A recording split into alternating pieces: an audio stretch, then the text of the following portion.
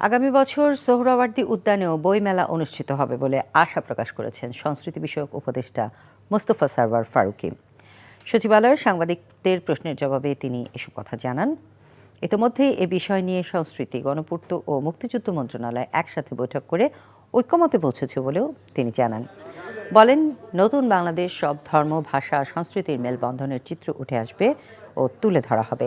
মুক্তিযুদ্ধের চেতনার কথা বলে বিগত সরকারের সময় কিভাবে গুম, খুন ও দুর্নীতি হয়েছিল তাও তুলে ধরা হবে বলে জানান ফারুকী।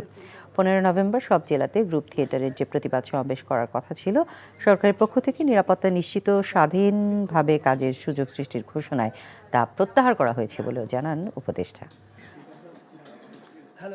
আমরা একটা পজিটিভ আউটকামের দিকে যাচ্ছি এবং বইমেলা আশা করা যায় যেখানে হতো সেখানে হবে এবং সুন্দর আয়োজনে হবে এবং কোনো ধরনের ঝামেলা হবে না।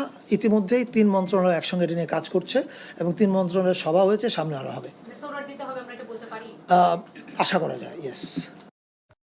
টাকা চুরির জন্য যদি আমার গলায় জুতার মালা পরাইতে হয়, তাহলে আমার শালীর সাথে প্রতারণা করার জন্য তোর ফাঁসি হবে। দুলা ভাই, আপনার তো ঘর জামাই বইলা একটা পরিচয় আছে, আমার তো তাও নাই।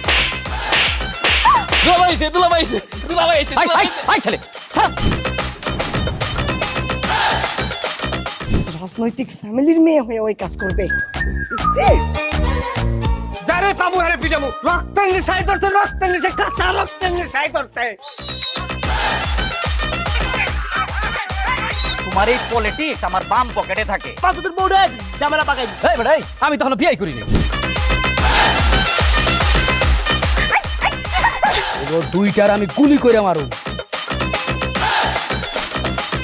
মাসুদরা কোনোদিন ভালো হয় না।